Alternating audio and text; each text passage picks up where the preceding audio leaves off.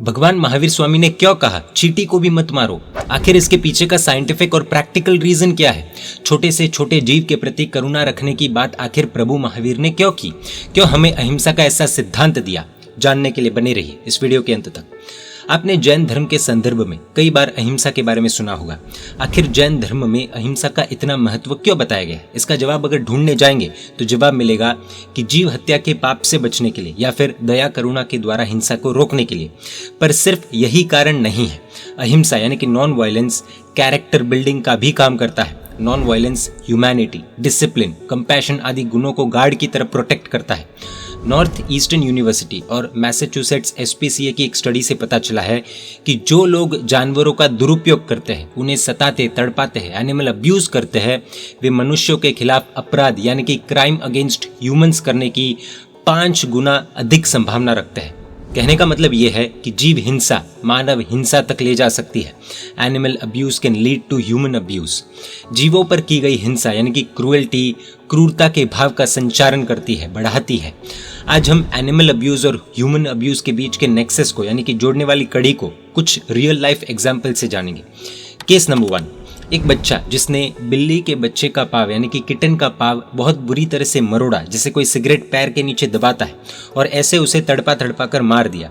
उसी बच्चे ने आगे चलकर 13 साल की उम्र में अपने क्लासमेट की पीठ में छुरी भोंकी और एक बस ड्राइवर को मारने की धमकी दी। बिल्ली की तड़प में उसकी मजा ने उसके अंदर क्रूएल्टी का भाव मजबूत कर उसे मर्डरर बना दिया। केस नंबर 2, 3 टीनेजर्स ने रेक और शॉवेल यानी कि पंजा और फावड़ा की मदद से मस्ती से पत्थर मार मार के एक चूहे को मार डाला। साथ ही लोकल जू के 8 पक्षी एग्जॉटिक बर्ड्स को भी हंसते हंसते मार डाला। आगे चलकर उन पर आर्सन यानी कि आगजनी का आरोप लगा। केस नंबर 3, एक 16 साल के टीनेजर जिसने प्लेजर के लिए यानी कि अपने आनंद के लिए एक बिल्ली को टॉर्चर किया और लटकाया। उसी बच्चे ने बड़े होकर मजे के लिए एक पैसेंजर ट्रेन को डीरेल यानी कि पटरी से उतार देने का षड्यंत्र रचा, जिसमें 23 लोग घायल हुए। केस नंबर 4, एक बच्चा जिसने अपने पिता को एनिमल क्रूएल्टी करते हुए देखा, वो खुद भी एनिमल्स को टॉर्चर करने लगा और आगे बढ़कर सीरियल किलर बना और रेप जैसा घिनौना अपराध भी उसने किया। इतना ही नहीं, उस बच्चे पर 40 से ज्यादा औरतों को मारने का इल्जाम है। केस नंबर 5, एक बच्चा जो बिल्लियों को मारता तड़पाता, उसकी क्रूरता की सीमा उसे एक 7 साल के लड़के का रेप और मर्डर करने तक ले गई। केस नंबर 6, 2002 के वॉशिंगटन DC के स्नाइपर अटैक्स में शामिल एक अपराधी की निर्दयता क्रूरता का बीज 7 से 8 साल की उम्र में ही लग गया था, जब वो स्ट्रे कैट्स को हंट करता था, उन्हें मारता था। इन सभी केसेस में और ऐसे अनेकों केसेस में एक चीज कॉमन है कि ज्यादातर बड़े अपराध करने वाले ने बचपन में कोई अपराध किए हैं, जानवरों पर क्रूरता की है, जानवरों को मारा है, तड़पाया है। आप सभी सोच रहे होंगे कि कनेक्शन कैसे हो सकता है? How is this logical? बिल्कुल कनेक्शन है, बिल्कुल लॉजिकल है। आप निष्पक्षता से सोचेंगे तो आपके दिमाग में और दिल में ये विषय जरूर बैठेगा। जो व्यक्ति छोटे जीवों को भी नहीं मारता या मारना चाहता, वो बड़े जीव को भी नहीं मारेगा।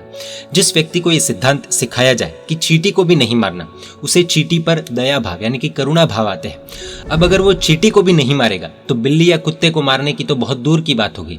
और यही व्यक्ति को अगर इंसान को मारना होगा तो उसके मन में क्या सोच आएगी? सोचिए। जिसके मन में चींटी के प्रति भी दया के भाव होंगे, उस व्यक्ति में हर जीव के प्रति दया के भाव होंगे, महिला के प्रति भी दया के भाव होंगे।